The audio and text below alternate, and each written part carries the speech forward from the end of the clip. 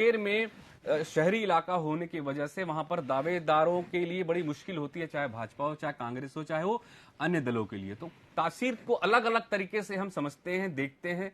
कैसे अभी हम आपसे चर्चा करते हैं, तो आप इस विषय पर किस तरह को देखते हैं और कैसे चाहेंगे कि किस तरह से सामने आए जो विश्लेषण है? जी।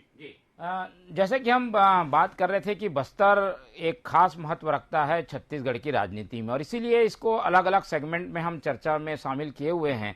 आज जो हम 4 विधानसभा ले रहे हैं उसकी खास अहमियत इसलिए है क्योंकि ये सभी विधानसभाओं की जो हवा है वो पूरे बस्तर में असर करती है। यानी ये जो शुरुआत होती है बस्तर की, कांकेर से, उसके बाद आपका नारायणपुर, अंतागढ़, भानु प्रतापपुर, वहां से जो आदिवासियों का आना जाना रहा होता है वो अंदर जो है कोंटा सुकमा तक असर डालती है। इसलिए यहाँ जो राजनीतिक गतिविधियां हैं वो काफ़ी ज़्यादा भी दिखाई देती हैं, क्योंकि ये मैदानी इलाकों से लगा हुआ क्षेत्र फिर है और आदिवासी क्षेत्र वहाँ से शुरू होता है। इसलिए इन क्षेत्रों की खास स्थिति है और खास महत्व है। चारों विधानसभा का एक पूरा विश्लेषण हम करें तो हमें देखने को मिलता है कि जो कांकेर है वो कुछ शहरी इलाकों में बदला है, कुछ शहर भी है, गांव भी है। इसलिए इस सीट पर सबकी निगाह थी। कांग्रेस ने बताया है कि वो सर्वे के आधार पर यहाँ पर टिकट दे रहा है, और इसीलिए शिशुपाल सोरी जो कि पूर्व आईएएस अधिकारी रहे थे, पिछले चुनाव में अच्छा उन्होंने प्रदर्शन किया, जीत हासिल की, लेकिन इस बार उनको ड्रॉप करके पहले जो उनके विधायक थे, यानी शिशुपाल सोरी के पहले जो विधायक थे शंकर धुर्वा, उनको यहाँ पर टिकट दी गई है। शंकर धुर्वा वहाँ जिला सहकारी जो बैंक होता है उसके अध्यक्ष भी हैं।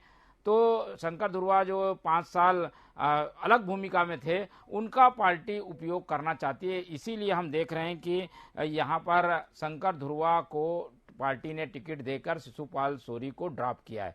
हालांकि कुछ नाराजगी के स्वर भी दिखे हैं, लेकिन कहा जा रहा है कि पार्टी ने उन्हें समझा लिया। लेकिन उनके जो सामने हैं कांकेर में वो आसाराम नेताम हैं, नए चेहरे हैं।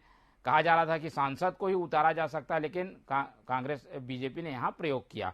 दूसरी जो सीट है भानु प्रतापपुर, वहां पर खास निगाह इसलिए रहेगी क्योंकि उपचुनाव में कांग्रेस ने अच्छा प्रदर्शन किया था, लेकिन सर्व आदिवासी समाज के प्रत्याशी ने वहां 20,000 से अधिक वोट पाए थे। तो इस बार भी वो चुनाव लड़ रहे हैं, इसलिए तीसरा और त्रिकोणीय मुकाबला हमें भानु प्रतापपुर में देखने को मिलेगा।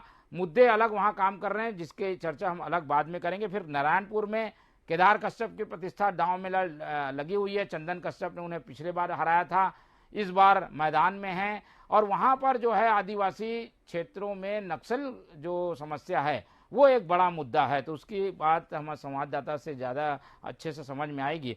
फिर हम आते हैं अंतागढ़, वो सीट है जिसकी वजह से अजीत जोगी को पार्टी छोड़नी पड़ी थी।